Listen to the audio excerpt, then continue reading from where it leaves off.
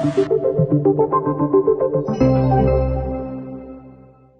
usually wait until the end of a session to do this technique, mainly because although it looks like it's pretty simple, it's actually kind of a pretty deep type of technique and strategy. And what the purpose of this is just to get some motion, kind of close things up, and get some motion in this in the GH joint.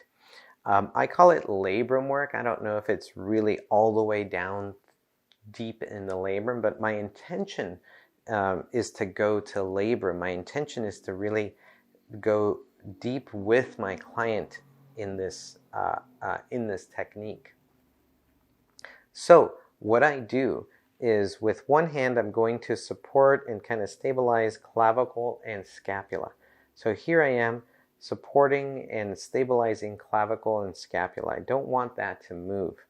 And with my other hand, I will hold on to humerus.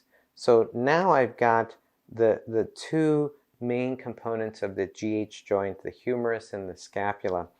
And what I end up doing is with my right hand, I will sink down this way, and I will go then anteriorly this way, and then I will move up superiorly and then inferiorly, feeling for directional resistance. And again, my intention is not to manipulate labrum or manipulate the joint.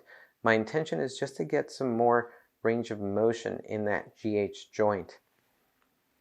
So as I do this, I move my right hand posteriorly, and then anteriorly, and then superiorly. That feels pretty easy.